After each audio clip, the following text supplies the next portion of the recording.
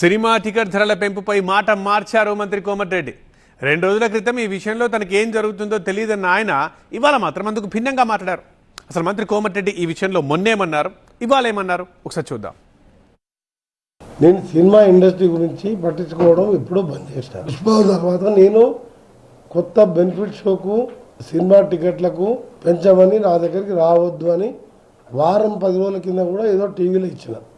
మొన్న ఆ మధ్యలో 2 రిలీజ్ కానీ, నిన్నగాక మొన్న ఒక రిలీజ్ కానీ, రేపు రిలీజ్ కాబోయే కానీ నా దగ్గరికి ఫైల్ రాలేదు.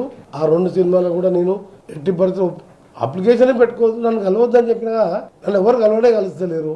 ఇక ముందు తెలంగాణలో బెనిఫిట్ షోలు సినిమా రేట్లు పెంచబడవు, బెనిఫిట్ షోలు ఇవ్వబడవు. ఆ మాట కట్టుబడి ఆ తర్వాత నేను ఏ ఫైల్ కూడా సైన్ పెట్టలేదు. గతంలో పుష్ప 2 సంబంధించిన ఇన్సిడెంట్ జరిగినప్పుడు ఇక ముందు బెనిఫిట్ షో కొత్త రేట్లు ఇవ్వమని చెప్పి అసెంబ్లీలో నేను ముఖ్యమంత్రి గారు ప్రకటించిన మాట వాస్తవమే.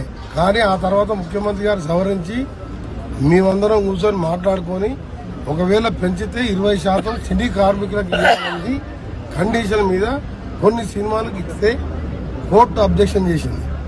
ఆ సమయంలో నేను హైదరాబాద్లో లేను, మా జిల్లాలో తిరుగుతున్నా. మున్సిపల్ ఎలక్షన్ కాబట్టి జిల్లా మొత్తం నల్గొండ, భువనగిరి 2 జిల్లాలు నేనే చూసుకుంటాను కాబట్టి ఆ సమయంలో జీవో ఇవ్వడం జరిగింది. మా ముఖ్యమంత్రి గారు ఏ డిపార్ట్మెంట్లో ఇంటర్ఫియర్ కాడు. ఇది ఒక జాతీయ పార్టీ కాదు. రాజశేఖర రెడ్డి లాగా రేవంత్ రెడ్డి గారు కూడా సీనియర్ అయినా జూనియర్ అయినా మినిస్టర్ల డిపార్ట్మెంట్లో ఇంటర్ఫియర్ కాడు.